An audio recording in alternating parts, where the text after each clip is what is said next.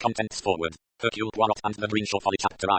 Chapter Roman 2. Chapter Roman 3. Chapter Roman 4. Chapter V. Chapter VI. Chapter Roman 7. Chapter Roman 8. Chapter Roman 9. About the author, the Agatha Christie collection copyright. About the publisher forward. Although it was published in November 1956, the Hercule Poirot novel Dead Man's Folly had a complicated two-year genesis. In November 1954, Agatha Christie's agent Hughes Massey wrote to the Diocesan Board of Finance in Exeter explaining that his client would like to see stained glass windows in the chancel of Churchtonfur's Church, Christie's local church, and was willing to pay for them by assigning the rights of a story to a fund set up for that purpose. The Diocesan Board and the local church were both very happy with the arrangement, and in a letter of 3 December 1954, Hughes Massey confirmed Mrs. Mallowan's intentions to assign the magazine rights of a long short story to be entitled The Greensho Folly to such a fund. The amount involved was reckoned to be in the region of 1,018,000 into today's value. By March 1955, the Diocesan Board was getting restive and wondering about the progress of the sale. But for the first time in 35 years, much to everyone's embarrassment, it proved impossible to sell the story. The problem was its length. It was a long novella, which was a difficult length, neither a novel nor a short story, for the magazine market. By mid-July 1955, the decision was made to withdraw the story from sale, as Agatha thinks it is packed with good material which she can use for her next full-length novel. As a compromise, it was agreed that she would write another short story for the church, also to be called, for legal reasons, The Greensho Folly, though it will probably be published under some other title. So, the original and rejected novella The Greensho Folly was elaborated into the novel Dead Man's Folly, and Christie wrote the shorter and similarly titled Miss Marple story Greenshaw's Folly to swell the coffers of the church authorities. Greenshaw's Folly was first published in 1956 and was collected in The Adventure of the Christmas Pudding in 1960. Unpublished for nearly 60 years, Hercule Poirot and the Greensho Folly is Agatha Christie's original version of the story before she expanded it. Though many passages survived unchanged in Dead Man's Folly, especially at the beginning of the book, there are notable differences as the story develops and changes direction. Hercule Poirot and the Greensho Folly. It was Miss Lemon, Poirot's efficient secretary, who took the telephone call. Laying aside her shorthand notebook, she raised the receiver and said without emphasis, Trafalgar 8137. Hercule Poirot leaned back in his upright chair and closed his eyes. His fingers beat a meditative soft tattoo on the edge of the table. In his head he continued to compose the polished period of the letter he had been dictating. Placing her hand over the receiver, Miss Lemon asked in a low voice, "Will you accept a personal call from Lapton, Devon?" Poirot frowned. The place meant nothing to him. The name of the caller, he demanded cautiously. Miss Lemon spoke into the mouthpiece. "Aid?" she asked doubtingly. "Oh, yes, what was the last name again?" Once more she turned to Hercule Poirot. "Mrs. Ariadne Oliver." Hercule Poirot's eyebrows shot up. A memory rose up in his mind. Wind-swept grey hair and eagle profile. He rose and replaced Miss Lemon at the telephone. "Hercule Poirot speaks," he announced grandiloquently. "Is that Mr. Hercule Poirot speaking personally?" the suspicious voice of the telephone operator demanded. Poirot assured her that that was the case. "You're through to Mr. Poirot," said the voice. Its thin reedy accents were replaced by a magnificent booming contralto which caused Poirot hastily to shift the receiver a couple of inches further from his ear. "Mr. Poirot, is that really you?" demanded Mrs. Oliver. "Myself in person, madam. This is Mrs. Oliver. I don't know if you'll remember me, but of course I remember you, madam. Who could forget you?" "Well, people do sometimes," said Mrs. Oliver. "Quite often, in fact. I don't think that I've got a very distinctive personality, or perhaps it's because I'm always doing different things to my hair, but all that's neither here nor there. I hope I'm not interrupting you when you're frightfully busy." No, you do not derange me in the least. Good gracious, I'm sure I don't want to drive you out of your mind. The fact is, I need you. Need me? Yes, at once. Can you take an aeroplane?" "I do not take aeroplanes. They make me sick. They do me, too. Anyway, I don't suppose it would be any quicker than the train really, because I think the only airport near here is Exeter, which is miles away. So come by train. 12 o'clock from Paddington. You get out at Lapton to Nassicum. You can do it nicely. You've got 3/4 of an hour if my watch is right, though it isn't usually. But where are you, madam? What is all this about?" "Greenshaw House, Lapton. A car or taxi will meet you at the station at Lapton." "But why do you need me? What is all this about?" Poirot repeated frantically. "Telephones are in such awkward places," said Mrs. Oliver. "This one's in the hall, people passing through and talking. I can't really hear, but I'm expecting you. Everybody will be so thrilled. Goodbye." There was a sharp click as the receiver was replaced. The line hummed gently. With a baffled air of bewilderment, Poirot put back the receiver and murmured something under his breath. Miss Lemon sat with her pencil poised, incurious. She repeated in muted tones the final frame of dictation before the interruption. "Allow me to assure you, my dear sir, that the hypothesis you have advanced." Poirot waved aside the advancement of the hypothesis. "That was Mrs. Oliver," he said. "Ariadne Oliver, the detective novelist. You may have read," but he stopped, remembering that Miss Lemon only read improving books and regarded such frivolities as fictional crime with contempt. "She wants me to go down to Devonshire today, at once." He glanced at the clock. 35 minutes. Miss Lemon raised disapproving eyebrows. "That will be running it rather fine," she said. "For what reason?" "You may well ask. She did not tell me." "How very peculiar. Why not?" "Because," said Hercule Poirot thoughtfully, "she was afraid of being overheard." "Yes, she made that quite clear." "Well, really," said Miss Lemon, bristling in her employer's defense, "the things people expect. Fancy thinking that you'd go rushing off on some wild goose chase like that. An important man like you. I have always noticed that these artists and writers are very unbalanced, no sense of proportion. Shall I telephone through a telegram? Regret unable leave London." Her hand went out to the telephone. Poirot's voice arrested the gesture. "Do out," he said. "On the contrary, be so kind as to summon a taxi immediately." He raised his voice. "George's. A few necessities of toilet in my small valise. And quickly, very quickly, I have a train to catch." Roman 2. The train, having done 180 odd miles of its 212 miles journey at top speed, puffed gently and apologetically through the last 30 and drew into Acton station. Only one person alighted, Hercule Poirot. He negotiated with care a yawning gap between the step of the train and the platform and looked round him. At the far end of the train a porter was busy inside a luggage compartment. Poirot picked up his valise and walked back along the platform to the exit. He gave up his ticket and walked out through the booking office. A large humber saloon was drawn up outside and a chauffeur in uniform came forward. Mr. Hercule Poirot, he inquired respectfully. He took Poirot's case from him and opened the door of the car for him. They drove away from the station, over the railway bridge and down a country road which presently disclosed a very beautiful river view. "The dart, sir," said the chauffeur. "Magnifique," said Poirot obligingly. The road was a long straggling country lane running between green hedges, dipping down and then up. On the upward slope 2 girls in shorts with bright scarves over their heads and carrying heavy rucksacks on their backs were toiling slowly upwards. "There's a youth hostel just above us, sir," explained the chauffeur, who had clearly constituted himself Poirot's guide to Devon Upper Greensho, they call it. "Come for a couple of nights at a time, they do, and very busy they are there just now, 40 or 50 a night."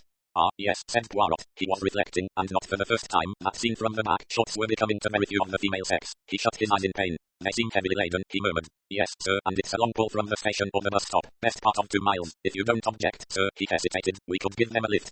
By all means," said Poirot benignantly. The chauffeur slowed down and came to a purring halt beside the 2 girls. 2 flushed and perspiring faces were raised hopefully. The door was opened and the girls climbed in. "It is most kind, please," said one of them politely in a foreign accent. "It is longer way than I think, yes."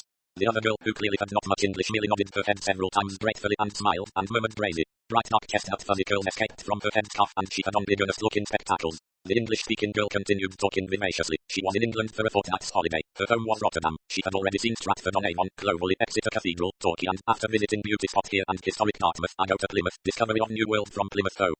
The Italian girl murmured though, and shook her head, puzzled.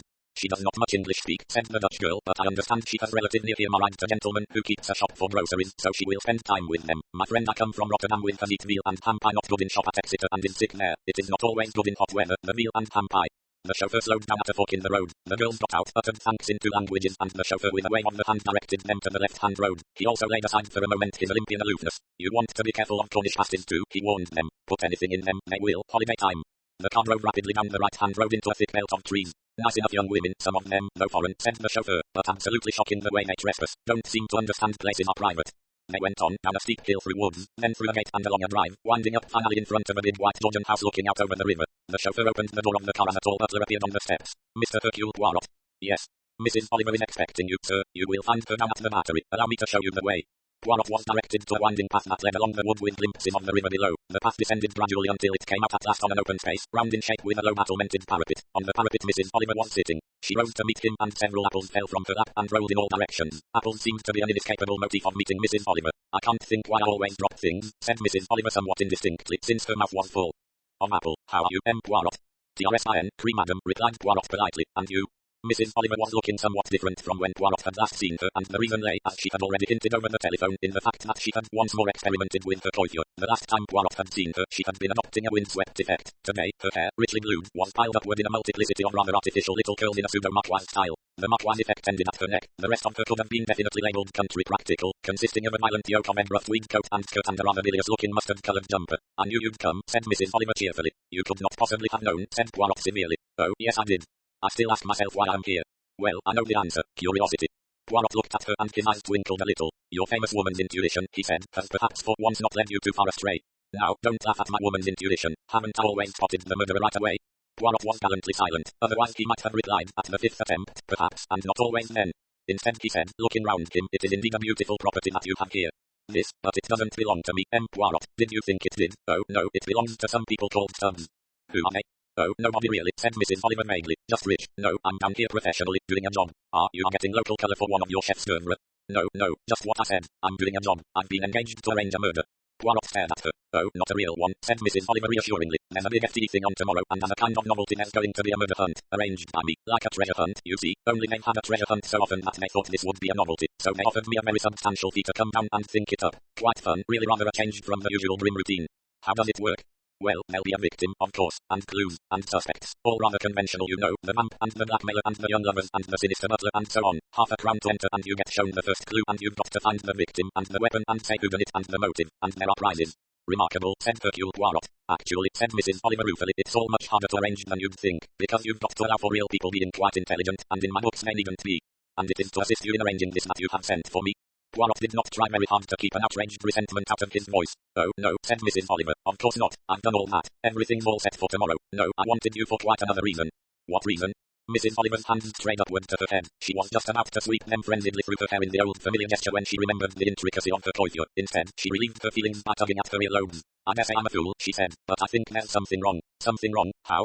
I don't know, that's what I want you to find out, but I've felt more and more that I was being engineered. Jockeyed along, call me a fool if you like, but I can only say that if there was to be a real murder tomorrow instead of a fake one, I shouldn't be surprised.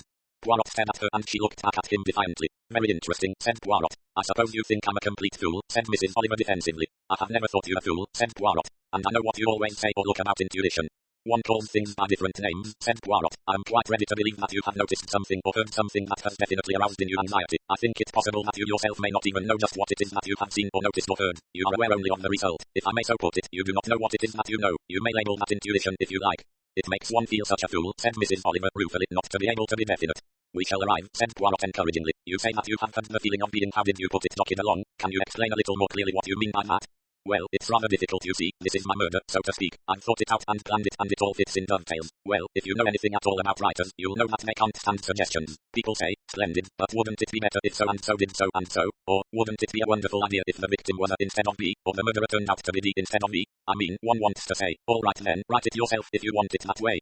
Poirot nodded, and that is what has been happening. Not quite that sort of silly suggestion has been made, and then I've fled up, and they've given in, but have just slipped in some quite minor trivial suggestion, and because I've made a stand over the other, I've accepted the triviality without noticing much. I see, said Poirot. Yes, it is a method, that something rather crude and preposterous is put forward, but that is not really the point. The small minor alteration is really the objective. Is that what you mean? That's exactly what I mean, said Mrs. Oliver, and, of course, I may be imagining it, but I don't think I am, and none of the things seem to matter anyway, but it's got me worried, that, and a sort of well atmosphere. Who has made these suggestions of alterations to you? Different people, said Mrs. Oliver. If it was just one person I'd be more sure of my ground, but it's not just one person, although I think it is really. I mean, it's one person working through other quite unsuspecting people. Have you an idea as to who that one person is? Mrs. Oliver shook her head. It's somebody very clever and very careful, she said. It might be anybody. Who is there? Asked Poirot. The cast of characters must be fairly limited. Well, began Mrs. Oliver, there's Sir George Stubbs, who owns this place, rich and plebeian and frightfully stupid outside business, I should think, but probably dead sharp in it. And there's Lady Stubbs, hat-tie, about 20 years younger than he is, rather beautiful, but dumb as a fish in fact. I think she's definitely half-witted, married him for his money, of course, and doesn't think about anything but clothes and jewels. Then there's Michael Wayman, he's an architect, quite young, and good-looking in a craggy kind of artistic way. He's designing a tennis pavilion for Sir George and repairing the folly. Folly? What is that, a masquerade? No, it's architectural. One of those little sort of temple things, white with columns. You've probably seen them at Kew. Then there's Miss Ruiz. She's a sort of secretary housekeeper who runs things and writes letters very grim and efficient. And then there are the people round about who come in and help. A young married couple who have a cottage down by the river, Alec Legg and his wife Peggy, and Captain Warburton, who's the Masterton's agent, and the Mastertons, of course, and old Mrs. Folliot, who lives in what used to be the lodge. Her husband's people owned Greensho originally, but they've died out or been killed in wars, and there were lots of disputes, so the last heir sold the place. Whose idea was the murder hunt? Mrs. Masterton, I think. She's the local member of Parliament's wife. She's very good at organising. She persuaded Sir George to have the FT here. You see, the place has been empty for so many years that she thinks people will be keen to pay and come in to see it. That all seems straightforward enough, said Poirot. It all seems straightforward, said Mrs. Oliver obstinately, but it isn't. I tell you, Poirot, there's something wrong. Poirot looked at Mrs. Oliver and Mrs. Oliver looked back at Poirot. How have you accounted for my presence here, for your summons to me? Poirot asked. That was easy, said Mrs. Oliver. You're to give away the prizes for the murder hunt. Everybody's awfully thrilled. I said I knew you and could probably persuade you to come, and that I was sure your name would be a terrific draw, as of course it will be, Mrs. Oliver added tactfully, and the suggestion was accepted without demur. I tell you, everybody was thrilled. Mrs. Oliver thought it unnecessary to mention that amongst the younger generation one or two had asked who is Hercule Poirot. Everybody, nobody spoke against the idea. Mrs. Oliver shook her head. That is a pity, said Hercule Poirot. You mean it might have given us a line? A would-be criminal could hardly be expected to welcome my presence. I suppose you think I've imagined the whole thing, said Mrs. Oliver ruefully. I must admit that until I started talking to you I hadn't realized how very little I've got to go upon. Calm yourself, said Poirot kindly. I'm intrigued and interested. Where do we begin? Mrs. Oliver glanced at her watch. It's just tea time. We'll go back to the house and then you can meet everybody. She took a different path from the one by which Poirot had come. This one seemed to lead in the opposite direction. We passed by the boathouse this way, Mrs. Oliver explained. As she spoke, the boathouse came into view. It jutted out onto the river and was a picturesque thatched affair. That's where the body's going to be, said Mrs. Oliver. The body for the murder hunt, I mean. And who is going to be killed? Oh, a girl hiker, who is really the Yugoslavian first wife of a young atom scientist, said Mrs. Oliver glibly. Poirot blinked. Of course it looks as though the atom scientist had killed her, but naturally it's not as simple as that.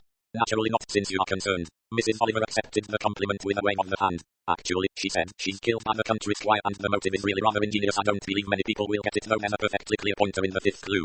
Poirot abandoned the subtlety of Mrs. Oliver's plot to ask a practical question. But how do you arrange for a suitable body? Girl died, said Mrs. Oliver. Peggy Leg was going to be it, but now they want her to do the fortune teller, so it's a girl died called Marlene Tucker. Rather dumb and sniffs. It's quite easy, just peasant scarves and a rucksack, and all she has to do when she hears someone coming is to flop down on the floor and arrange the cord round her neck. Rather dull for the poor kid just sticking inside that boathouse until she's found, but I've arranged for her to have a nice bundle of comics, then a clue to the murderous grid bled on one of them as a matter of fact, so it all works in. Your ingenuity leaves me spellbound. The things you think of. It's never difficult to think of things, said Mrs. Oliver. The trouble is that you think of too many, and then it all becomes too complicated, so you have to relinquish some of them, and that is rather agony. We'll go up this way now. They started up a steep zigzagging path that led them back along the river at a high level. At a twist through the trees they came out on a space surmounted by a small white plastered temple. Standing back and frowning at it was a young man wearing dilapidated flannel trousers and a shirt of rather virulent green. He spun round towards them. Mr. Michael Wayman, Hercule Poirot, said Mrs. Oliver. The young man acknowledged the introduction with a careless nod. Extraordinary, he said bitterly. The places people put things. This thing here, for instance, put up only about a year ago, quite nice of its kind and quite in keeping with the period of the house. But why here? These things were meant to be seen situated on an eminence, that's how they phrased it, with a nice grassy approach and daffodils. But here's this poor little devil, stuck away in the midst of trees, not visibly from anywhere. You'd have to cut down about 20 trees before you'd even see it from the river. Perhaps there wasn't any other place, said Mrs. Oliver. Michael Wayman snorted. Top of that grassy bank by the house, perfect natural setting. But no, these tycoon fellows are all the same, no artistic sense. For the fancy for a folly, as he calls it, orders one, looks round for somewhere to put it. Then, I understand, a big oak tree crashes down in a gale, leaves a nasty scar. Oh, we'll tidy the place up by putting a folly there, says the silly ass. That's all they ever think about, these rich city fellows, tidying up. I wonder he hasn't put beds of red geraniums and calceolarium all round the house. A man like that shouldn't be allowed to own a place like this. He sounded heated. This young man, Poirot observed to himself, assuredly does not like Sir George Stubbs. It's bedded down in concrete, said Wayman, and there's loose soil underneath, so it's subsided. Cracked all up here, it will be dangerous soon. Better pull the whole thing down and re-erect it on the top of the bank near the house. That's my advice, but the obstinate old fool won't hear of it. What about the tennis pavilion? Asked Mrs. Oliver. Gloom settled even more deeply on the young man. He wants a kind of Chinese pagoda, he said with a groan. Dragons, if you please, just because Lady Stubbs fancies herself in Chinese coolie hats. Who'd be an architect? Anyone who wants something decent built hasn't got the money, and those who have the money want something too utterly goddamn awful. You have my commiserations, said Poirot bravely. Mrs. Oliver moved on towards the house, and Poirot and the dispirited architect prepared to follow her. These tycoons, said the latter bitterly, can't understand first principles. He delivered a final kick to the lopsided folly. If the foundations are rotten, everything's rotten. It is profound what you say there, said Poirot. Yes, it is profound.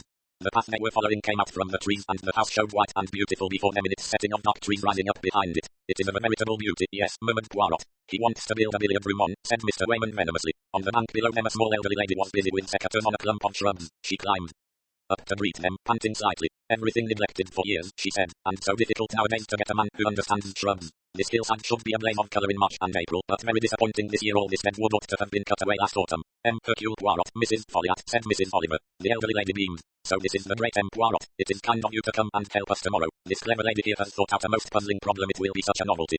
Poirot was faintly puzzled by the graciousness of the little lady's manner. She might, he thought, have been his hostess. He said politely, Mrs. Oliver is an old friend of mine. I was delighted to be able to respond to her request. This is indeed a beautiful spot, and what a superb and noble mansion. Mrs. Folliot nodded in a matter-of-fact manner. Yes, it was built by my husband's great-grandfather in 1790. There was an Elizabethan house previously. It fell into disrepair and burned down in about 1700. Our family has lived here since 1598. Her voice was calm and matter-of-fact. Poirot looked at her with closer attention. He saw a very small and compact little person, dressed in shabby tweeds. The most noticeable feature about her was her clear china blue eyes. Her grey hair was closely confined by a hairnet. Though obviously careless of her appearance, she had that indefinable air of being someone, which is so hard to explain. As they walked together towards the house, Poirot said diffidently, it must be hard for you to have strangers living here. There was a moment's pause before Mrs. Folliot answered. Her voice was clear and precise and curiously devoid of emotion. So many things are hard, Poirot, she said.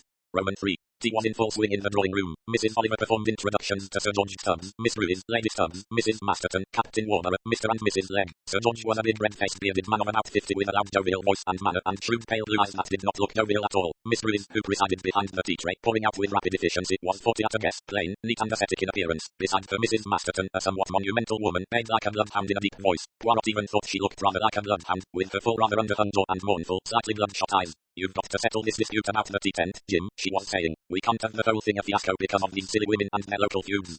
Captain Warner, who wore a check coat and had a horsey appearance, showed a lot of very white teeth in a wolfish smile. We'll settle it, he said heartily. I'll go and talk to them like a Dutch uncle. Now about the fortune teller's tent, do you think over by the magnolia, or at the far end up against the rhododendrons?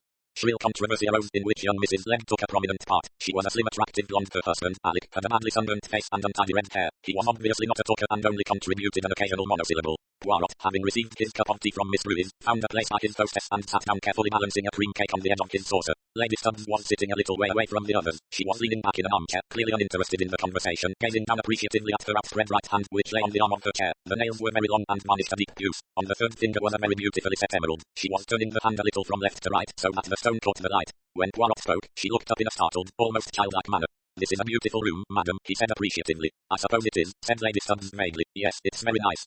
She was wearing a big tulle hat of vivid magenta straw. Beneath it her face showed the pinky reflected on its dead white surface. She was heavily made up in an exotic un-English style. Dead white matte skin, vivid almost purple lips, mascara around the eyes. Her black smooth hair fitted like a black velvet cap. It was an un-English face with all the languor of the sun behind it, but it was the eyes that startled Poirot. They seemed strangely vacant. She said, "Do you like my ring? George gave it to me yesterday." "It is a very lovely ring, madam," she said. "George gives me lots of things. He's very kind." She spoke with the satisfaction of a child. "Almost as though to a child," Poirot replied. "That must make you very happy." "Oh yes, I'm very happy," said Lady Stubbs, warmly. "You like Devonshire?" "I think so. It's nice in the daytime, but there aren't any nightclubs." "Oh yes, I like the casino, too. Why are there not any casinos in England?" "I have often wondered. I do not think it would accord with the English character." She looked at him vacantly, then frowned in a puzzled way. "I won 40,000 francs at Monte Carlo once," she said. "I put it on number 7, my own money. That must have been a great thrill." "Yes," she looked at him solemnly. "It wouldn't matter so much now. George is very rich." "Indeed, madam?" "Yes," she sighed. "They never let me have enough money of my own. I wanted so many things." A smile curved up the painted mouth. "George gives them all to me now." Then, once again, her head on one side, she watched her ring flash on her hand, and said in a confident, "I'll whisper, do you see? It's winking at me." She burst out laughing, and Poirot felt a slight sense of shock. It was a loud uncontrolled laugh. "Hattie." It was Sir George's voice. It held very faint admonition. Lady Stubbs stopped laughing. Poirot, turning his slightly embarrassed gaze away from his hostess, met the eyes of Captain Warner. They were ironic and amused. "If you've finished your tea, Poirot," he said, "perhaps you'd like to come and met the little show we're putting on tomorrow."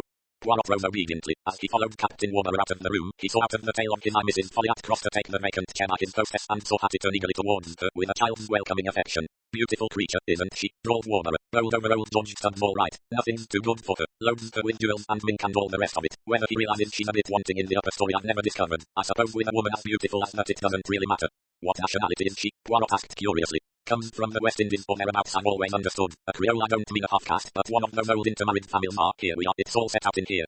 Poirot followed him into a room lined with bookshelves. On a table by the window various impedimenta were set out. A large pile of printed cards was at one side. Poirot took one and read, "Suspects. Estella Darkoster, a beautiful and mysterious woman. Colonel Blunt, the local squire.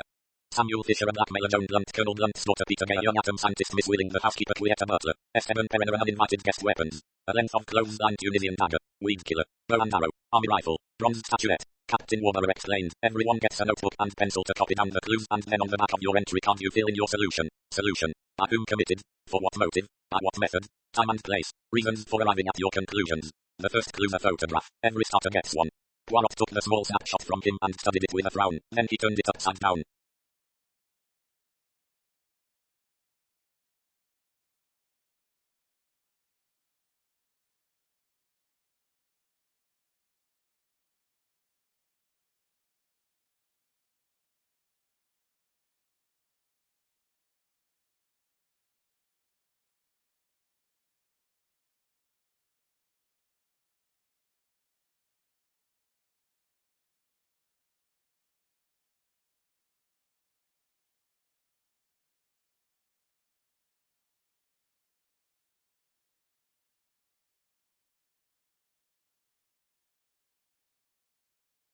Warner laughed. "Ingenious bit of trick photography," he said. "Quite simple when you know what it is.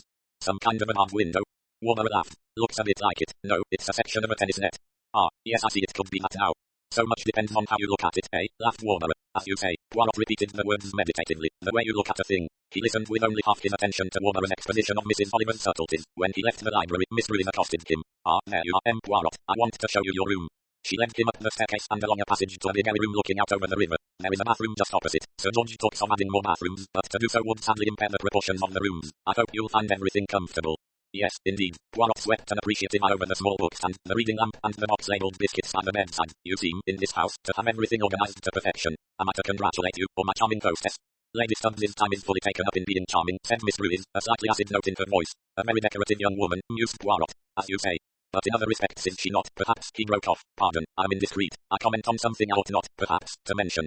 Miss Ruiz gave him a steady look. She said dryly, Lady Stubbs knows perfectly well exactly what she is doing. Besides being, as you said, a very decorative young woman, she is also a very shrewd one. She had turned away and left the room before Poirot's eyebrows had fully risen in surprise. So that was what the efficient Miss Ruiz thought, was it? Or had she merely said so for some reason of her own? And why had she made such a statement to him, to a newcomer? Because he was a newcomer, perhaps, and also because he was a foreigner. As Hercule Poirot had discovered by experience, there were many English people who considered that what one said to foreigners didn't count. He frowned perplexedly, staring absent-mindedly out of the window as he did so. Lady Stubbs came out of the house with Mrs. Folliot, and they stood for a moment or two by the big magnolia tree. Then Mrs. Folliot nodded a goodbye and trotted off down the drive. Lady Stubbs stood watching her for a moment, then absent-mindedly pulled off a magnolia flower, smelt it, and began slowly to walk down the path that led through the trees to the river. She looked just once over her shoulder before she disappeared from sight. From behind the magnolia tree Michael Wayman came quietly into view, paused a moment, and then followed the tall slim figure down into the trees. A good-looking and dynamic young man, Poirot thought, with a more attractive personality, no doubt, than that of Sir George Stubbs. But if so, what of it? Such patterns formed themselves eternally through life. Rich middle-aged and attractive husband, young and beautiful wife with or without sufficient mental development, attractive and susceptible young man. What was there in that to make Mrs. Oliver utter a peremptory summons through the telephone? Mrs. Oliver, no doubt, had a vivid imagination, but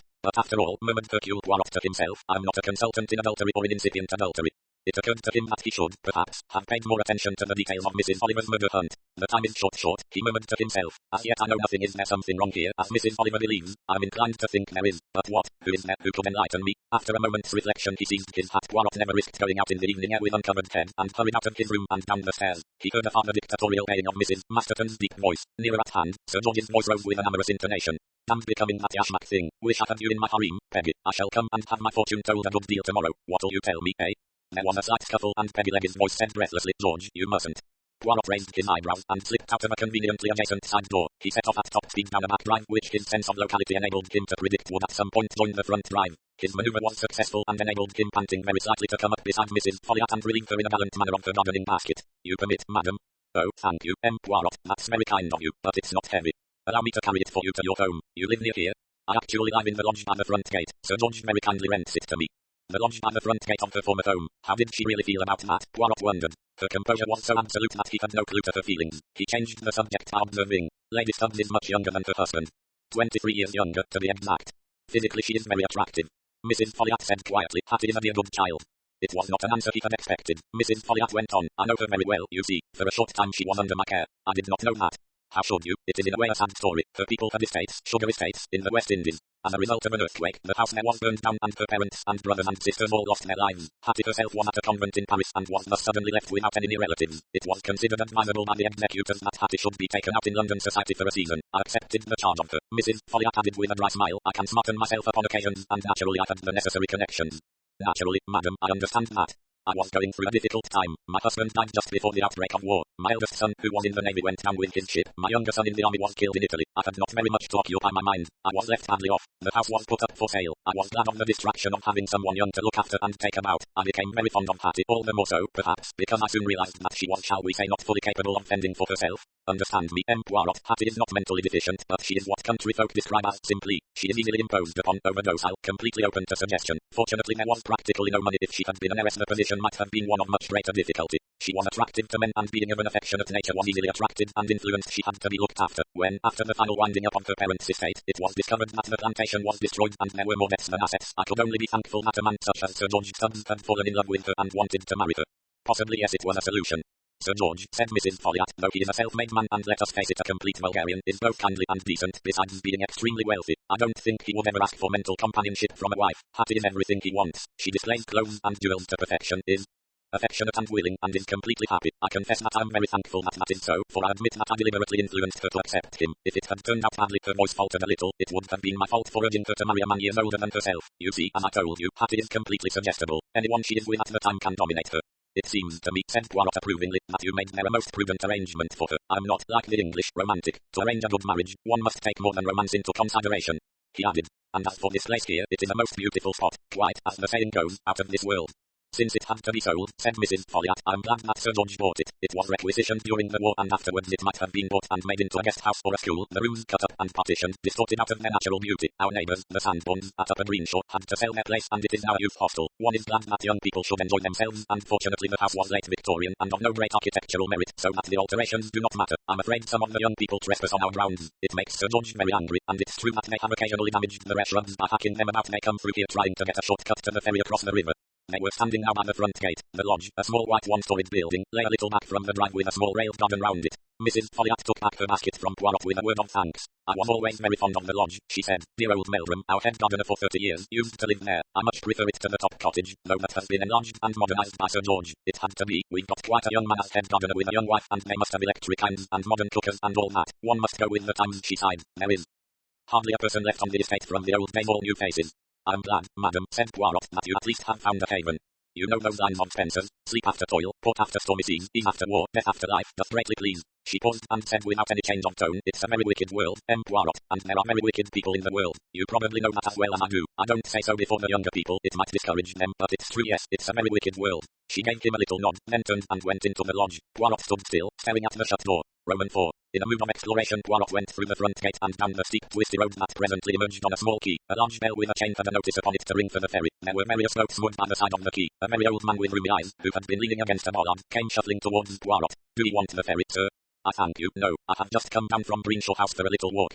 Ah, 'tis up at Greensho you are. Worked there as a boy, I did, and my son, he was head gardener there. But I did used to look after the boats. Old Mr. Folliot, he was fair mazed about boats. Sailing all weathers, he would. The Major, now, his son, he didn't care for sailing. Horses, that's all he cared about, and a pretty packet went on them. That and the bottle had a hard time with him, his wife did. You have seen her, maybe lives at the lodge now, she do.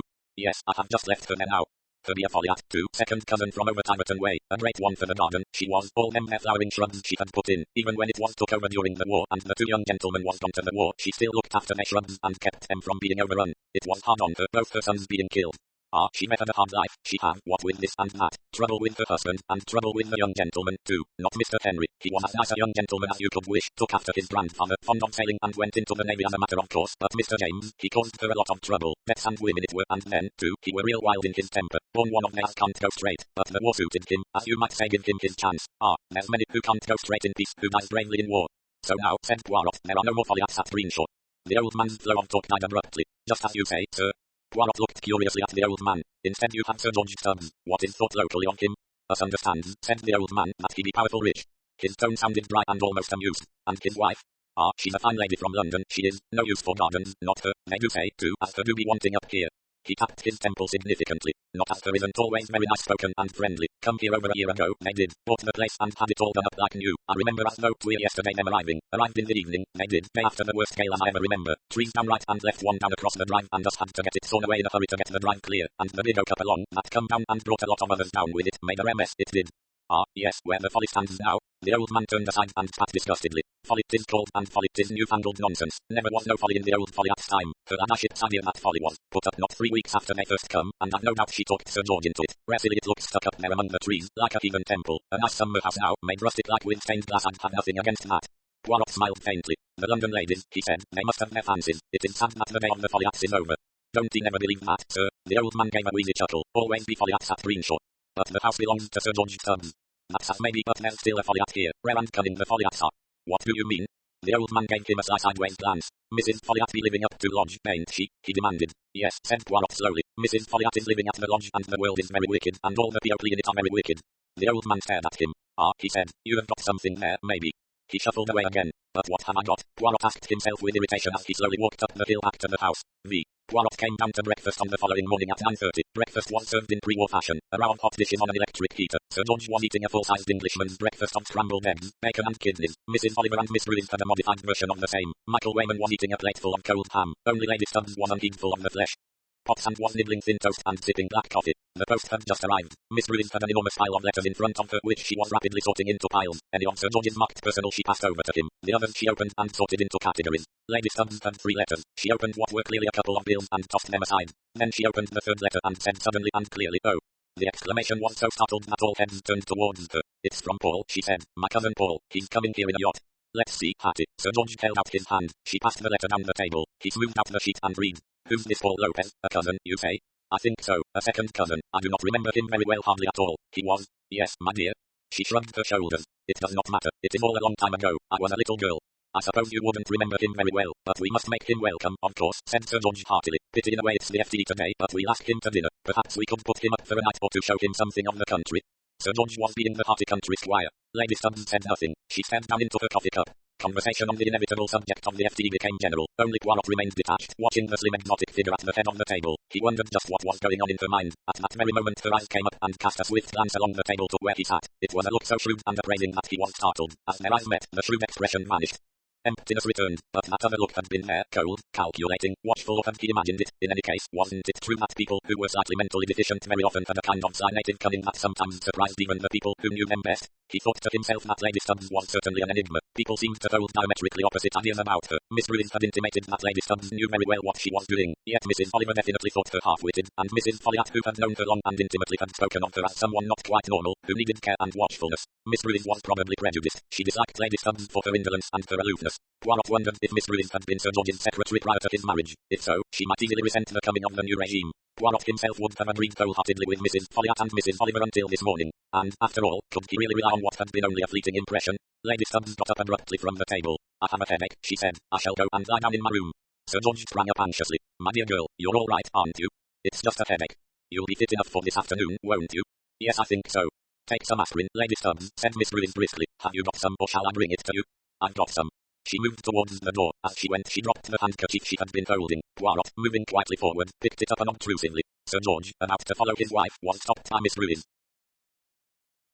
"About the parking of cars this afternoon, Sir George. I'm just going to give Mitchell instructions. Do you think that the best plan would be, as you said?" Poirot, going out of the room, heard no more. He caught up his hostess on the stairs. "Madam, you dropped this." He proffered the handkerchief with a bow. She took it unheedingly. "Did I? Thank you. I'm most distressed, madam, that you should be suffering, particularly when your cousin is coming." She answered quickly, almost violently. "I don't want to see Paul. I don't like him. He's bad. He was always bad. I'm afraid of him. He does bad things." The door of the dining room opened and Sir George came across the hall and up the stairs. "Hattie, my poor darling, let me come and tuck you up." They went up the stairs together, his arm round her tenderly, his face worried and absorbed. Poirot looked up after them, then turned to encounter Miss Ruiz moving fast and clasping papers. "Lady Stubbs' headache," he began. "No more headache than my foot," said Miss Ruiz crossly, and disappeared into her office, closing the door behind her. Poirot sighed and passed through the front door onto the terrace. Mrs. Masterton had just driven up in a small car and was directing the elevation of a tea marquee, paying out orders in rich full-blooded tones. She turned to greet Poirot. "Such a nuisance, these affairs," she observed, "and they will always put everything in the wrong place. No, Rogers, more to the left, not right. What do you think of the weather, Poirot? Looks doubtful to me. Rain, of course, would spoil everything, and we've had such a fine summer this year for a change. Where's Sir George? I want to talk to him about car parking." "His wife had a headache and has gone to lie down."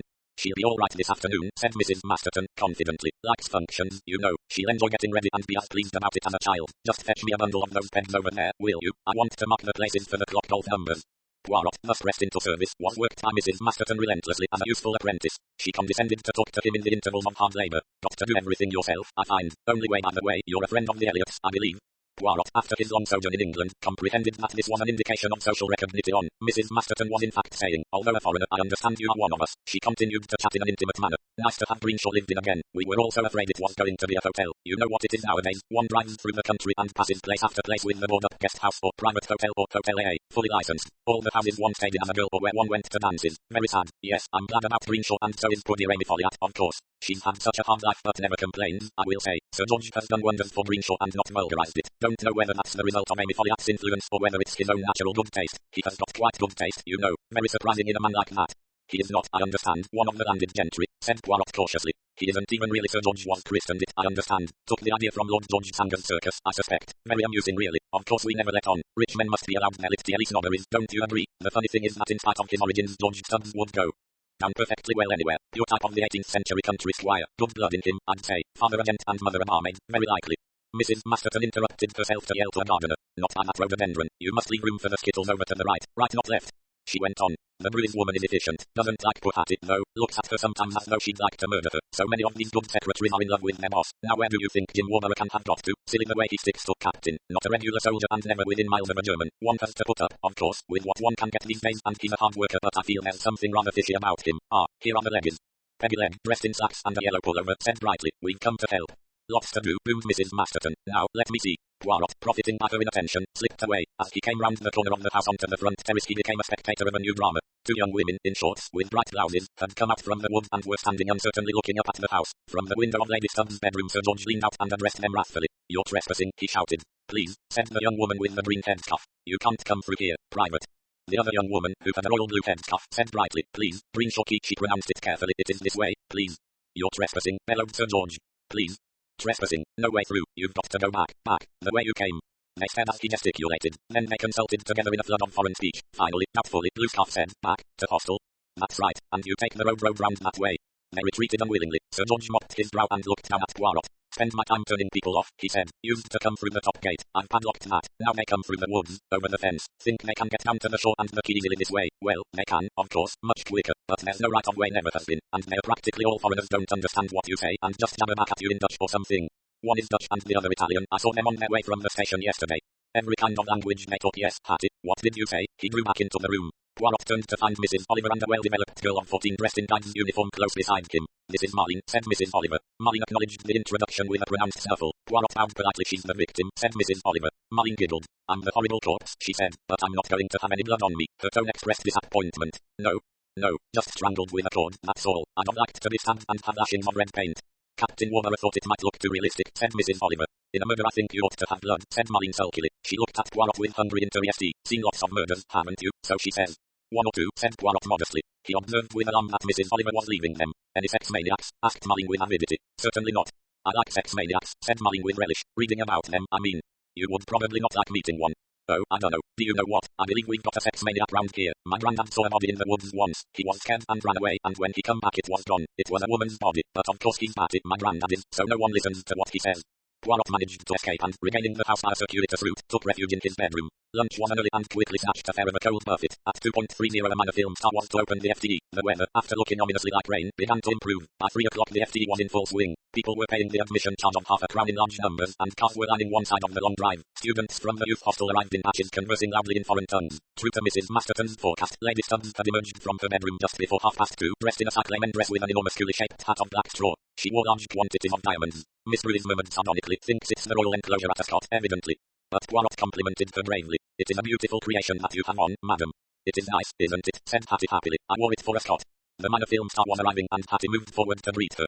Poirot retreated into the background. He wandered around disconsolately. Everything seemed to be proceeding in the normal fashion of FS. There was a coconut shy, presided over by Sir George in his hearty FT fashion. There were various stalls displaying local produce of fruit, vegetables, jams and cakes, and others displaying fancy objects. There were various raffles going on, and a lucky dip for children. There was a good crowd of people by now, and an exhibition of children's dancing began. Poirot saw no sign of Mrs. Oliver, but Lady Stubbs' cyclamen pink figure showed up amongst the crowd as she drifted rather vaguely about. The focus of attention, however, seemed to be Mrs. Folliot. She was quite transformed in appearance, wearing a hydrangea blue foulard frock and a smart grey hat. She appeared to preside over the proceedings, greeting new arrivals, directing people to the various side shows. Gracious and welcoming in manner, she was, very definitely, Mrs. Folliot of Greensho House. Poirot wondered whether she herself realized how completely she had slipped into the role of hostess, or whether it was entirely unconscious. He was standing by the tent labeled "Madame Esmeralda will tell your fortune for 2/6. Teas had just begun to be served, and there was no longer a queue for the fortune-telling. Poirot bowed his head, entered the tent, and paid over his half-crown willingly for the privilege of sinking into a chair and resting his aching feet. Madame Esmeralda was wearing flowing black robes, a scarf wound round her head, and a veil across the lower half of her face which slightly muffled her remarks. Seizing Poirot's hand, she gave him a rapid reading, full of money to come, success with a dark beauty, and a miraculous escape from an accident. "It is very agreeable all that you tell me, Madame Legge. I only wish that it could come true."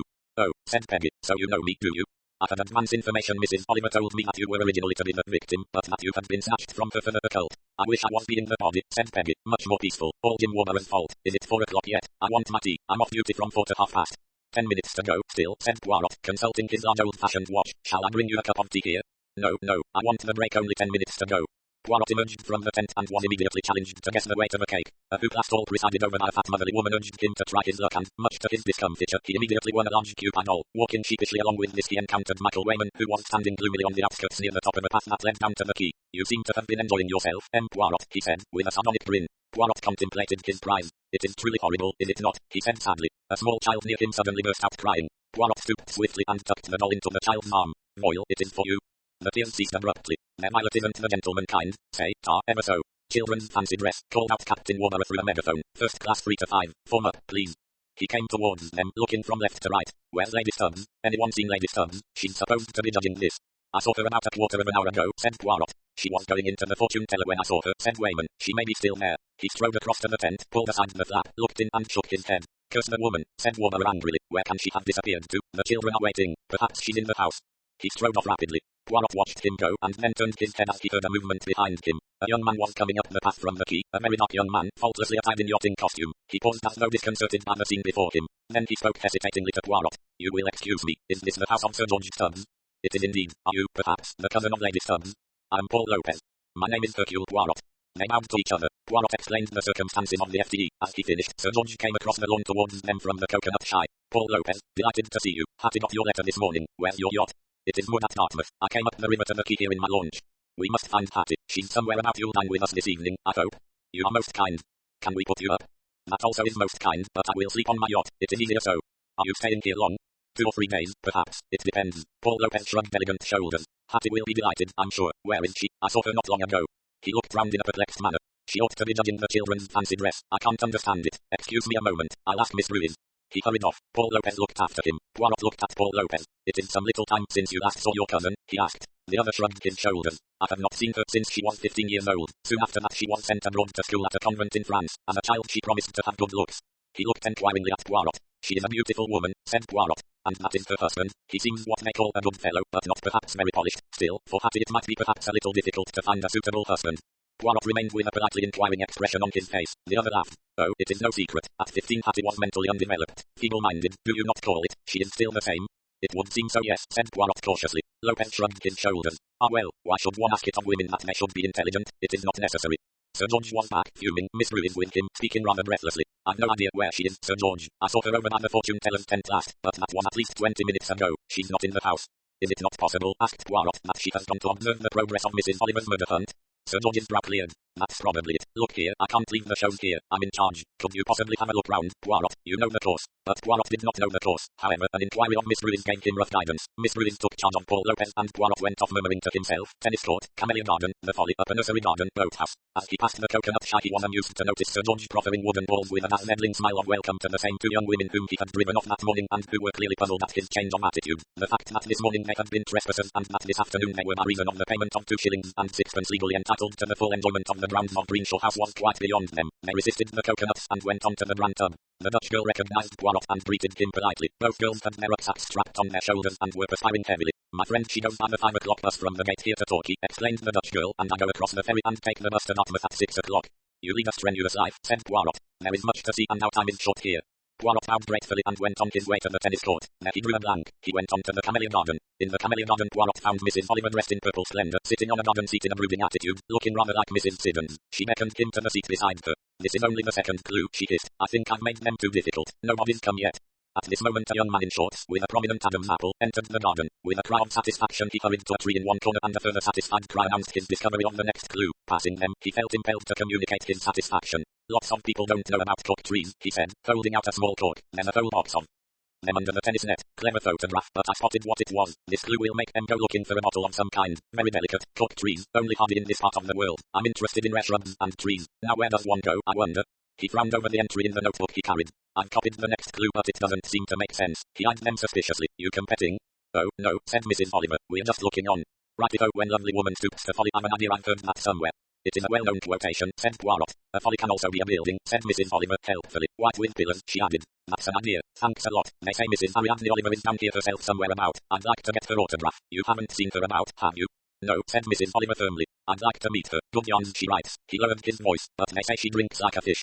He hurried off and Mrs. Oliver said indignantly, really, that's most unfair when I only like lemonade. And have you not just perpetrated the greatest unfairness in helping that young man towards the next clue? Considering he's the only one who's got here so far, I thought he ought to be encouraged. But you wouldn't give him your autograph. That's different, said Mrs. Oliver. Here come some more.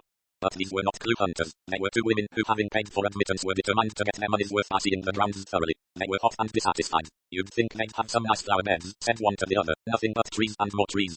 It's not what I call a garden. Mrs. Oliver nudged Poirot and they slipped quietly away. Supposing, said Mrs. Oliver distractedly, that nobody ever finds my body. Patience, madam, and courage, said Poirot. The afternoon is still young.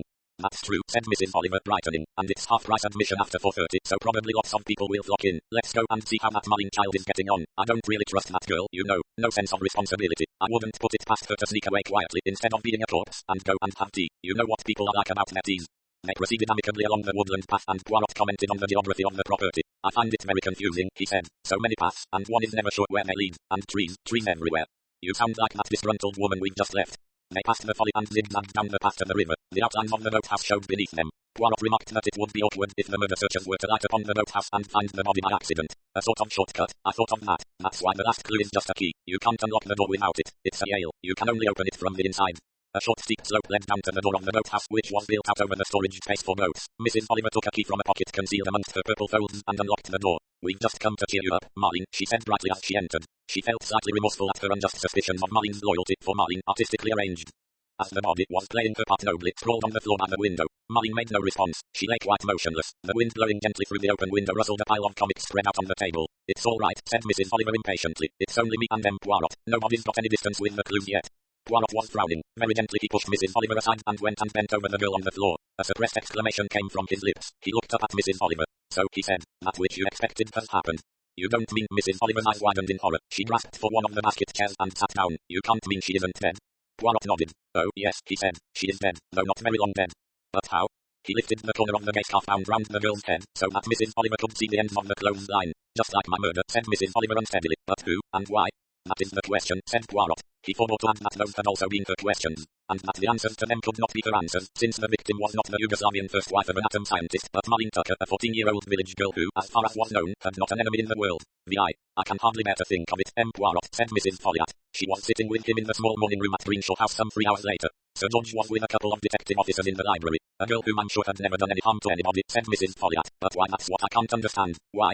Her nice smiling elderly face seemed to have aged 10 years. Her fingers clasped and unclasped a small lace handkerchief. Poirot had been struck by her appearance and authority earlier that day. He was struck now by the sudden collapse of this poise, by her very real and almost exaggerated distress. He wondered what it was that Mrs. Folliot knew, and he did not. "As you said to me only yesterday, madam, it is a very wicked world." "Did I say that? It's true, I'm only just beginning to know how true it is, but believe me, Poirot, I never dreamed that this would happen." He looked at her curiously. "Lady Stubbs, this morning," she interrupted him vehemently. "Don't speak of her to me. Don't speak of her. I don't want to think of her." "She too spoke of wickedness." Mrs. Folliot seemed startled. "What did she say?" "She said of her cousin Paul Lopez that he was wicked, that he was a bad man, and that she was afraid of him." "Paul Lopez? You mean that rather handsome dark young man who was here this afternoon?" "Yes." Mrs. Folliot said impatiently. "Pay no attention. Hattie is like a child. Wicked and good, she uses those terms like a child does. Where can she be? What can have happened to her? I hope that she will never come back." Poirot was startled by her vehemence. The events of the afternoon made no sense whatever as far as he could see. From 4 o'clock no one had set eyes on Lady Stubbs. Since about then, the house and the grounds had been thoroughly searched. The police were now searching farther afield. Word had gone out to the railway stations, to the police cars patrolling the district, to neighbouring towns, to hotels and guest houses in the vicinity. Mrs. Folliot in a dry voice put the question that nobody had as yet asked in words. "Do they think," she said, "that Hattie did it, killed that child, and then ran away?" "One does not know what they think." "Do you think so?" "Madam, in all things there must be a pattern. As yet I cannot see a pattern. What do you think yourself? You know her very well." As she did not answer, he added, "You are fond of her." "I was very fond of Hattie, very fond indeed." "You use the past tense, I notice." "You don't understand. You believe, perhaps, that Lady Stubbs is dead?" Mrs. Folliot stared straight in front of her. Then she said in a voice that was little more than a whisper, "It would be better if she were dead, so much better. I think perhaps I understand you. She was mentally subnormal. Her cousin mentioned it casually this afternoon. Such people are not always accountable for their actions." A sudden fit of rage. But Mrs. Folliot turned on him angrily. "Hattie was never like that. She was a gentle, warm-hearted girl. She would never have killed anyone." Poirot looked at her in some perplexity. He patched together certain fragments in his mind. Hadn't there been something a little theatrical about the sudden arrival of Lopez today, and Hattie's reaction to it, the calculating glance, the strongly expressed words of fear and dislike? He thought that he would like to know a little more about Paul Lopez. What part did Lopez play in all this? If Hattie Stubbs was dead, if she had been killed, and if in some way Marlene Tucker had been a witness to the killing, then Marlene too would have been silenced. Sir George Stubbs came into the room. "Detective Inspector Bland would like to see you in the library, Poirot," he said. Poirot got up and went across to the library. Constable Hoskins, who had been first on the scene, sat at a table by the wall. He had now been joined by Inspector Bland. The latter, speaking in soft, pleasant Devon voice, greeted Poirot with a mention of mutual friend Superintendent Scott. "He's an old buddy of mine, Poirot, and he's often spoken to me about you. I feel I know you quite well." They spoke for a moment of the superintendent, and then Bland went on. "I hope you can give us some help over this business, Poirot. We're very much in the dark. You're staying in the house, I understand. Is there, forgive me for asking, any special reason for that?" "Not of the kind you mean. I'm not here, that is to say professionally. Mrs. Ariadne Oliver, the detective novelist, was commissioned to devise a murder hunt for the FTE today, and being an old friend of mine, she suggested that I should be asked to present the prize for the best solution." "I see, but since you've been staying in this house you've had the opportunity of observing people."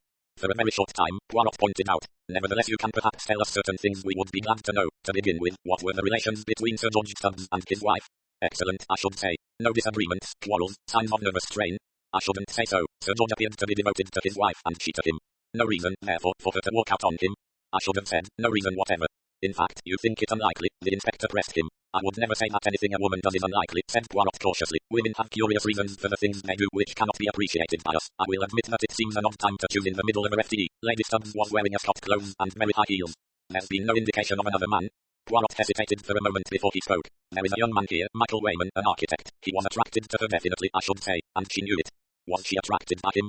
She may have been. I do not really think so. He's still here, at any rate, said Bland, and worried to death about what's happened to her unless he's a better actor than I think. As far as that goes, they're all worried not unnaturally. Let's have it frankly, was she homicidal, Poirot? I should not have said so, and Mrs. Folliot, who knows her well, stoutly denied it. Constable Hoskins spoke unexpectedly. 'Tis well known hereabouts as she's queer in the head, not all hair, is the way I'd put it. Funny kind of laugh she had. Bland rubbed his forehead in a worried manner. These feeble-minded people, he said, they seem all right, perfectly good-natured, but some little thing may set them off. Supposing that she thought she saw the devil in Marlene Tucker, I know. That sounds fantastic, but there was a case like that in North Devon not very long ago. A woman was convinced that it was her duty to destroy evil. Lady Stubbs may have killed this girl for some balmy reason of her own. Then when she came to herself, she may have realized what she'd done and gone down to the river and drowned herself. Poirot was silent. His mind had wandered away from the inspector's words. He was hearing again the voice in which Mrs. Folliot had said yesterday that it was a wicked world and that there were very wicked people in it. Supposing that it was Mrs. Folliot who had seen evil in Marlene Tucker, supposing that it was Mrs. Folliot who had felt divinely inspired to tighten a cord and choke the devil in Marlene Tucker, and Hattie Stubbs, seeking to avoid her unwanted cousin, came to the boathouse and found Mrs. Folliot with Marlene's dead body. However fond Hattie had been of Mrs. Folliot, nobody with Hattie's mentality could be relied upon to keep silence. So what then? Had Mrs. Folliot managed to silence Hattie too? But if so, where was Hattie's body? Frail little Mrs. Folliot could hardly have disposed of it without help. It came back to the same finding. Where was Hattie Stubbs? Inspector Bland said, frowning. It seems as though the two things have got to tie up, the murder and the disappearance. They can't be two entirely unrelated happenings, especially as there seems no reason for Lady Stubbs suddenly going off like that. The lady might have just wandered away, seeing as she's balmy, the constable offered. There would have to be some reason, said Bland obstinately. He looked inquiringly at Poirot. You can't suggest anything, Poirot? She was startled and upset at breakfast this morning when she received a letter saying Mr. Lopez was coming here today. Bland raised his eyebrows, but he'd written to her before he left the West Indies saying that he was coming to England. Is that what he told you? That's what he said, yes. Poirot shook his head. Either he is lying or else that letter of his was suppressed. Lady Stubbs did not receive it. Both she and Sir George appeared completely taken by surprise this morning. And was she upset? She was very upset. She told me that her cousin was a bad man and did bad things, and that she was afraid of him. She was afraid of him, eh? Bland considered the point. Lopez has been thoroughly cooperative, he said. He's what I call the smarmy type. One doesn't know what he's really thinking, but he was most polite. We called upon him on his yacht and he went out of his way to insist we looked over it. He assured us that Lady Stubbs had not come to the yacht and that he hadn't seen her at all. As far as I know, that is the truth, said Poirot. When Lopez arrived at the FTE, Lady Stubbs had already disappeared. If she didn't want to meet him, she could have easily gone to her room and pleaded a headache. Easily. So it was more than not just wanting to meet him to run away. She must really have feared him very much. Yes. And that puts Lopez in a more sinister light still. If she's only run away, we're bound to pick her up before long. I can't understand why we haven't already done so. Unspoken, there hovered between them an implication of a more sinister possibility to go back to the murdered girl, said Poirot. You have questioned her family. They can suggest no reason for the crime. Nothing whatever. She had not been. Poirot paused delicately. No, nothing of that kind. I'm glad. Poirot was remembering Marlene's remarks about sex maniacs. Hadn't even got a boyfriend, said the inspector. Or so her people say. Probably true enough. The things she scribbled on those comics show a bit of wishful thinking.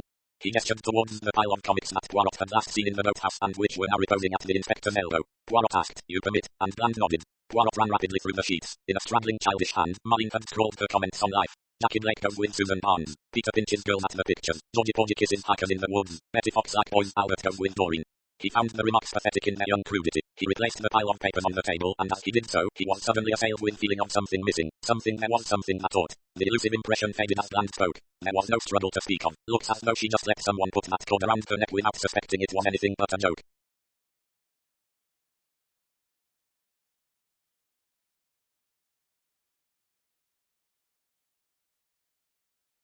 Poirot said. That is easily accounted for if she knew the person. In a way, it was what she expected. She was to be the murder victim, you see. She would have let herself be arranged for the part by any of the people connected with the FTE. By Lady Stubbs, for instance. Yes. Poirot went on, or by Mrs. Oliver, or Mrs. Legg, or Miss Ruin, or Mrs. Masterton, or for that matter, by Sir George, or Captain Warner, or Alec Legg, or even Michael Wayman. Yes, said Bland, it's a wide field. Only two people have an absolute alibi. Sir George was on duty at the show all afternoon, never left the front lawn, and the same goes for Captain Warner. Miss Ruiz might just have done it. She went between the house and the garden, and she could have been absent for as long as 10 minutes without being noticed. Mrs. Legg could have left the fortune-telling tent, though it is unlikely. There was a fairly steady stream of clients there. Mrs. Oliver and Michael Wayman and Alec Legg were wandering about all over the place, no alibi of any kind. However, I suppose you'll insist that we absolve your lady novelist of the crime. One can make no exceptions, said Poirot. Mrs. Oliver, after all, arranged this murder hunt. She arranged for the girl to be isolated in the boathouse, far away from the crowds by the house. Good Lord, Poirot, do you mean? No, I do not mean. I'm trying to get at something which is still very nebulous, which so far has baffled me. There is another point, the key. When Mrs. Oliver and I discovered the body, Mrs. Oliver unlocked the door with a key. There was another key which was to be the last clue. Was that in place? Bland nodded. Yes, it was in a small Chinese pottery theatre in the Hydrangea Walk. Nobody had got to that clue yet. There was a third key in the house drawer in the front hall, where everyone could get it, and in any case, if someone she knew tapped on the door and asked her to open it, Marlene would have done so. If Mrs. Masterton, say, or Mrs. Folliot. Mrs. Masterton was very much in evidence at the FTE, so was Mrs. Folliot. I noticed that Mrs. Folliot was, how shall I say, playing the hostess. "'Tis her house, I write," said Constable Hoskins severely. "Always been Folliot's at Greensho." Poirot stared at him. He missed what Inspector Bland had been saying and only heard the end of his speech. "No earthly reason why that girl should have been killed. We'll know better where we are when we've run Lady Stubbs to the ground." "If you do," said Poirot. Bland laughed confidently. "Alive or dead, we'll find her all right," he said. "Dash it all, a woman can't just disappear into space." "I wonder," said Poirot. "I very much wonder." Roman 7. The weeks went by, and it seemed that Inspector Bland's confident statement was proved wrong. A woman could disappear into space. Nowhere was there any sign of Lady Stubbs, alive or dead. In her cyclame clinging a Scott frock and her high heels and her great black shaded hat, she had strolled away from the crowded lawn of her house, and no human eye had seen her again. Her frantic husband besieged police headquarters. Scotland Yard was asked for assistance by the chief constable, but Hattie Stubbs was not found. In the publicity given to the disappearance of Lady Stubbs, the unsolved murder of Marlene Tucker faded into the background. Occasionally there was a paragraph to the effect that the police were anxious to interview or had interviewed someone, but none of the interviews led to anything. Little by little, the public lost interest in both the murder of Marlene and the disappearance of Lady Stubbs. It was on an October afternoon, 2 months after the day of the FTE, that Detective Inspector Bland rang up Hercule Poirot. He explained that he was passing through London and asked if he could drop in and see M. Poirot. Poirot replied most cordially. He replaced the receiver, hesitated, then rang Mrs. Oliver's number. "But do not," he hastened to add when he had made his demand to speak to her, "disturb her if she is at work." He remembered how bitterly Mrs. Oliver had once reproached him for interrupting a train of creative thought and how the world, in consequence, had been deprived of an intriguing mystery centering round an old-fashioned long-sleeved woolen vest. Mrs. Oliver's voice, however, spoke almost immediately. "It's splendid that you've rung me up," she said. "I was just going to give a talk on how I write my books, and now I shall get my secretary to ring up and say I'm unavoidably detained. But, madam, you must not let me prevent. It's not a case of preventing. I should have made the most awful fool of myself. I mean, what can you say about how you write books? I mean, first you've got to think of something, and then when you've thought of it, you've got to force yourself to sit and write it. That's all. It would have taken me just 3 minutes to explain that, and the talk would have ended, and everybody would have been very fed up. I can't imagine why everybody is so keen for authors to talk about writing. I should have thought it was an author's business to write, not talk. And yet it is about how you write that I want to ask you now. You can ask, but I probably shan't know the answers. I mean, one just writes. Just a minute, I've got a frightfully silly hat on, for the talk, and I must take it off. It scratches my forehead."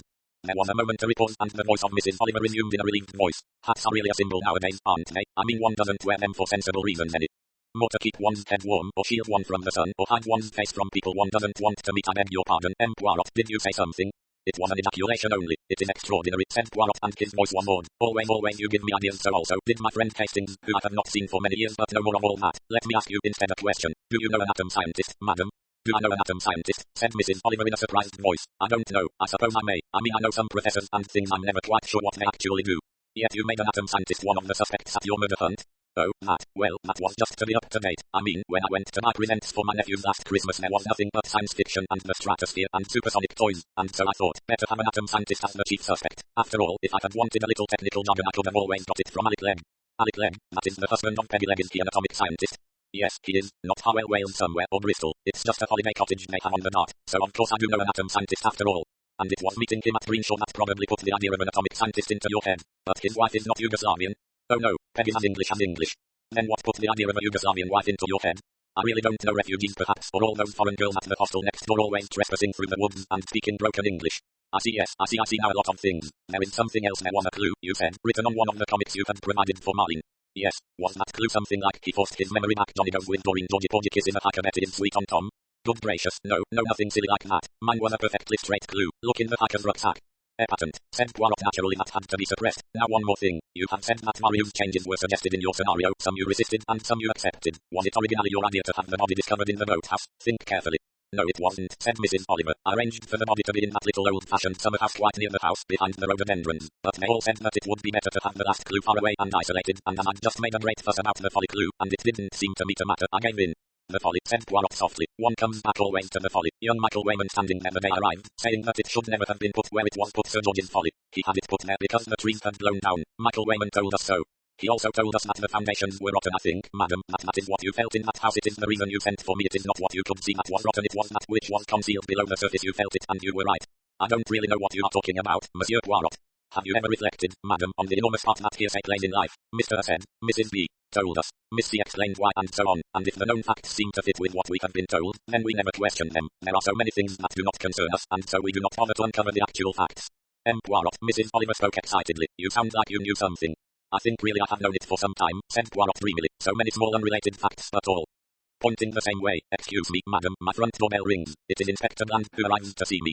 He replaced the receiver and went to let his guest in. Roman 8. 2 months now, said Bland, leaning back in his chair and sipping gingerly at the cup of charity with which Poirot had provided him. 2 months and there hasn't been a trace of her. It's not so easy to disappear in this country as all that. Not if we can get on the trail straight away, and we were on the trail. It's no good saying that she went off on that fellow's yacht. She didn't. We searched that boat very carefully and she wasn't on it alive or dead. What kind of a yacht was it? Asked Poirot. Bland looked at him suspiciously. It wasn't rigged up for smuggling, if that's what you mean. No fancy hidden partitions or secret cubby holes. That is not what I mean. I only asked what kind, if yacht big or small. Oh, it was a terrific affair, must have cost the earth. All very smart and newly painted and luxury fittings. Exactly, said Poirot. He sounded pleased. What are you getting at, Poirot? Paul Lopez is a rich man. That is very significant. Perhaps, but I don't see why. What do you think has happened to Lady Stubbs, Poirot? I have no doubt whatever Lady Stubbs is dead. Bland nodded his head slowly. Yes, I think so too. We found that hat of hers, fished it out of the river. It was straw and it floated. As for the body, tide was running out hard that afternoon. It will have been carried out to sea. It will wash up somewhere someday, though it mayn't be easy to identify after all this time. Yes, I'm clear on that. She went into the dark, but was it suicide or murder? Again, there is no doubt it was murder, said Hercule Poirot. Who murdered her? Have you no ideas as to that?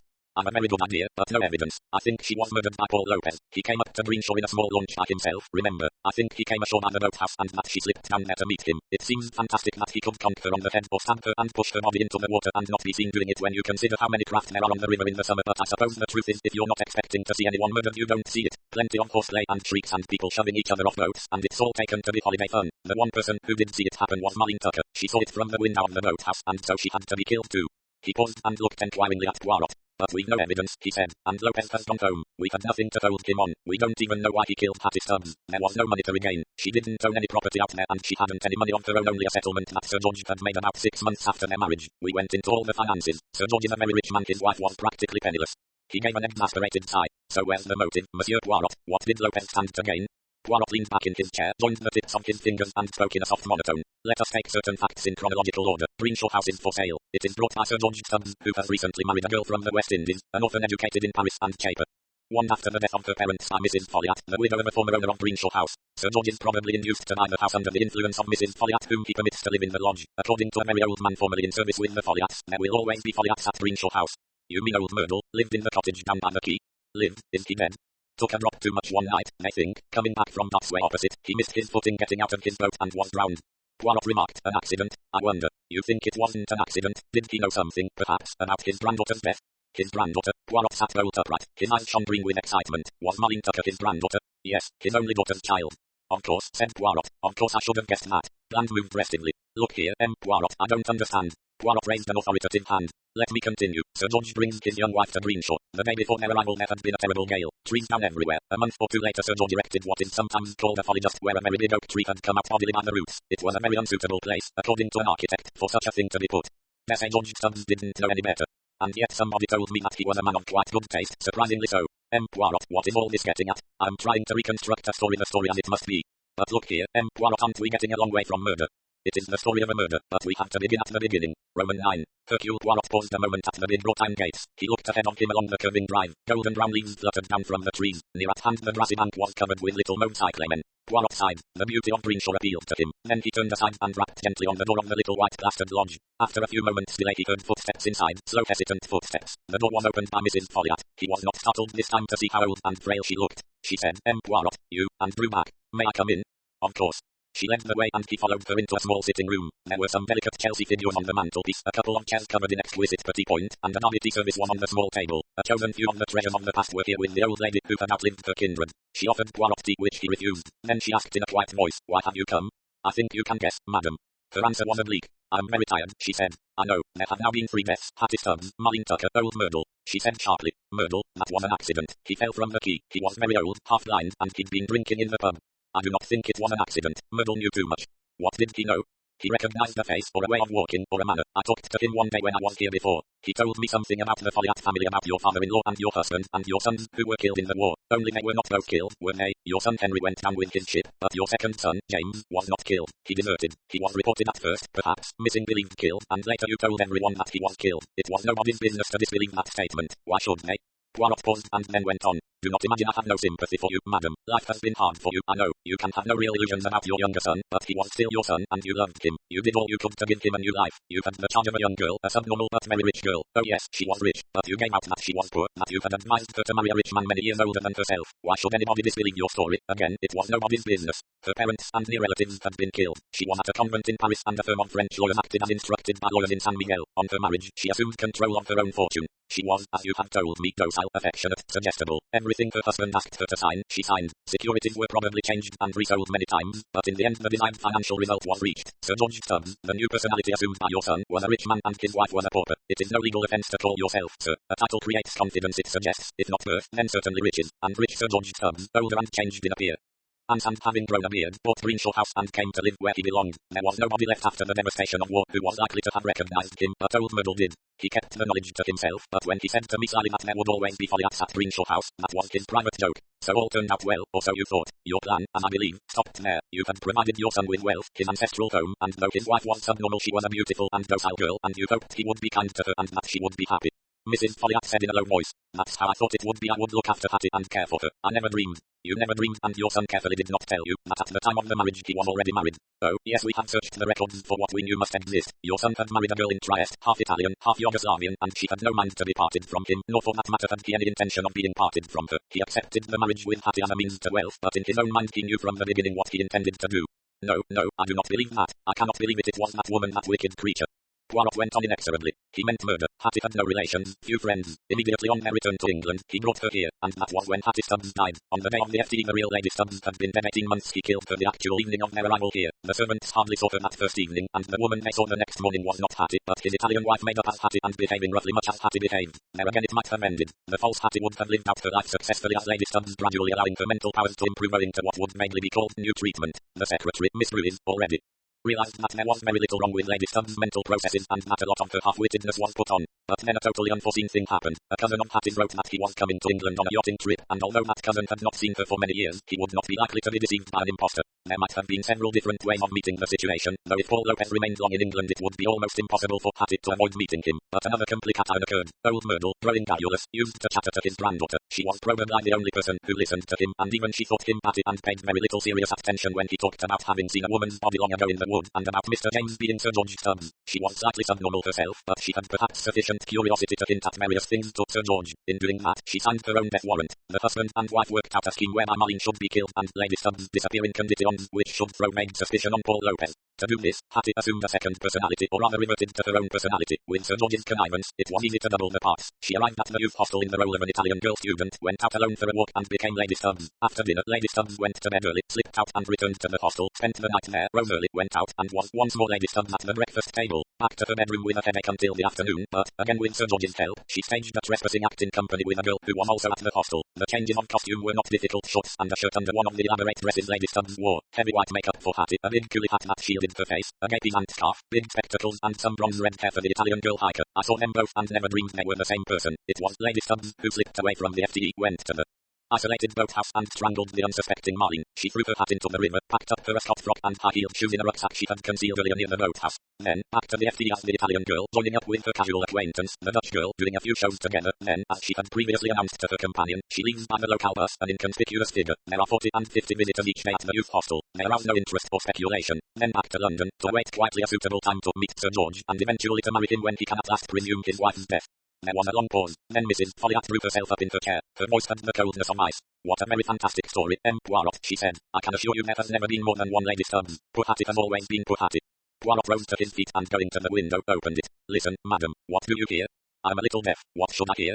"The blows of a pickaxe, they are breaking up the concrete foundation of the folly. What a good place to bury a body where a tree has been uprooted and the earth is already disturbed. Then, a little later, to make all safe, concrete over the ground where the body lies, and on the concrete erect a folly," he added gently. "Sir George's folly." A long shuddering sigh escaped Mrs. Folliat. "Such a beautiful place," said Poirot. "Only one thing evil, the man who owns it." "I know." Her words came hoarsely. "I have always known. Even as a child he frightened me, ruthless, without pity and without conscience, but he was my son and I loved him. I should have spoken out after Hattie's death, but he was my son. How could I be the one to give him up? And so, because of my silence, that poor silly child was killed, and after her death, old Myrtle, where would it have ended? With a murderer it does not end," said Poirot. She bowed her head. For a moment or two she stayed so, her hands covering her eyes. Then Mrs. Folliot of Greensho, daughter of a long line of soldiers, drew herself erect. She looked straight at Poirot and her voice was formal and remote. Thank you, Poirot, she said, for coming to tell me yourself of all this. Will you leave me now? There are some things that one has to face quite alone. About the author. Agatha Christie is the most widely published author of all time, outsold only by the Bible and Shakespeare. Her books have sold more than 1 billion copies in English and another billion in 100 foreign languages. She died in 1976.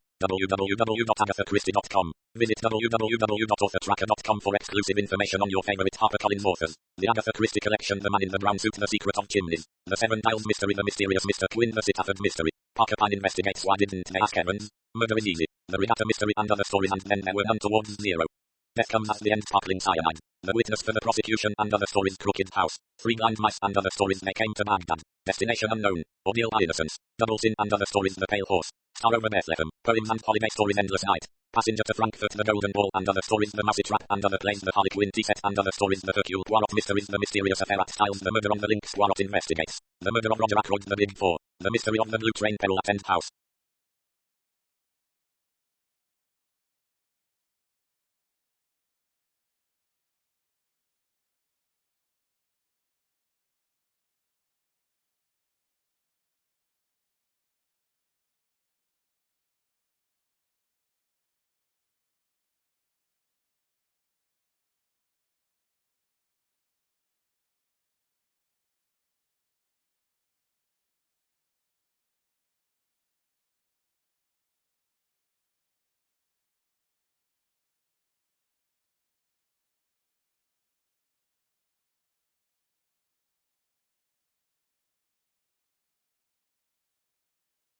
Lord Edward's Murder on the Orient Express, 3-act tragedy. Death in the Clouds, the ABC. Murder in Mesopotamia, cards on the table. Murder in the Muse, dumb witness. Death on the Nile, appointment with death. Hercule Poirot's Christmas, sad Cyprus. 1, 2. Hercule Mashu, Evil under the Sun, 5 Little Pigs. The Hollow. The Labours of Hercule is taken at the flood. The Underdog and Other Stories. Mrs. Magint is dead after the funeral. Hickory Dickory Dock, Dead Man's Folly.